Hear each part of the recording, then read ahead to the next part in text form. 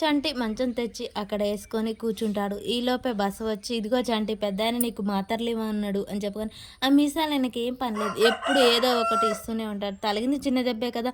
మాత్రలు చేదుగా ఉన్నాయి బసవన్న నాకొద్దు అనగానే, "ఏ చంటి ఈ 2 యేసుకుంటేనేమో లేకుంటే 20 గోళీలు ఇస్తాను. అర్థమైందా? ఇప్పుడు పెద్దాయన పిలిచానా" అని చెప్పేసి చంటిని బెదిరిస్తూ ఉండగానే, చంటి "వద్దొద్దులే అన్న ఇటివ్వు" అని చెప్పేసి తీసుకుంటాడు. అలా తీసుకొని గోళీలేసుకుంటూ ఉంటాడు. ఇక బసవ అది అలా ఇనాలే బుద్ధిమంతుల్లాగా అని చెప్పేసి సరేలే వేసుకున్నాను కదా నువ్వు వెళ్ళు అని చెప్పేసి బసవ అటు పోగానే చేతిలో ఉన్న గోళీలు పారేస్తాడు చంటి. అలా పడుకుంటూ వెన్నెలమ్మనే చూస్తూ ఇక పాట పాడుతూ ఉంటాడు. 'జాము రాత్రి' అనే పాట పాడుతూ ఉండగానే సింధూర కూడా నిద్ర రాకుండా అలా చూస్తూ ఉంటుంది. చంటి పాడిన పాటకు సింధూరకు కూడా నిద్రొచ్చేస్తుంటుంది.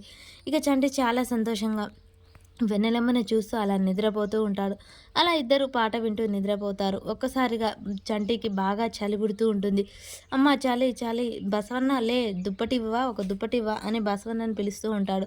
బసవ బాగా నిద్రలో ఉంటాడు. లేవడు. ఇక అలాగే వాళ్ళ చక్రం బాబాయిని కూడా పిలుస్తూ ఉంటాడు. ఎవ్వరూ పట్టించుకోరు. చంటి పిలిచిన పిలుపులకు ఒక్కసారిగా సింధూరకైతే మెలకువ వస్తూ ఉంటుంది. "అమ్మ చలి పుడుతుంది. బాగా చలిగా ఉంది. ఎవరైనా దుప్పటివ్వండి, దుప్పటివ్వండి" అని చెప్పేసి ఇక చంటి అడుగుతూ ఉంటాడు. సింధూర ఒక్కసారిగా ఉలిక్కిపడి మెలకతో బయటికి వచ్చి చూస్తూ ఉంటుంది. చంటి మాత్రం "అమ్మ దుర్గమ్మ తల్లి నాకు చలి చాలా ఎక్కువగా ఉంది. ఒక దుప్పటొచ్చేలా చూడు తల్లి" అని చెప్పేసి దండం పెట్టుకుంటూ ఉంటాడు.